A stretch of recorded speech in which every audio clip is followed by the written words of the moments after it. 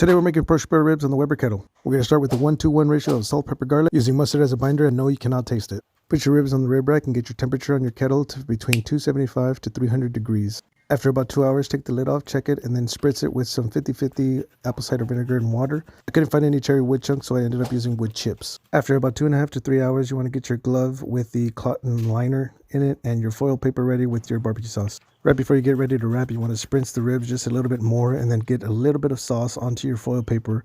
Then you'll grab the ribs and then put them facing down with the thick meat part on the sauce and the foil paper. Then you'll add a little bit of streak of some more sauce on top before wrapping it up. Do the same thing with the second rack. Once you finish wrapping the second rack as well and you take off the rib rack, you want to scrub the grill grate so that it doesn't stick to the foil and mess it up when you're pulling it off later. I'm just stacking them on top of each other because it doesn't really matter since they're wrapped. After another hour and a half at the same temperature, you want to take them off, kind of wiggle it around to see the tenderness of them. Anytime that you take the stuff off of the grill, you want to put the lid on to conserve the charcoal. But at this point, I unwrap them and I grab them just to kind of check how tender they are, and then also put them back onto the grill just so that that bark can get a little bit more formed. You can sauce them for the last 30 minutes if you wanted the sticky ribs, but we like to have our ribs to have a little bit of bark on them.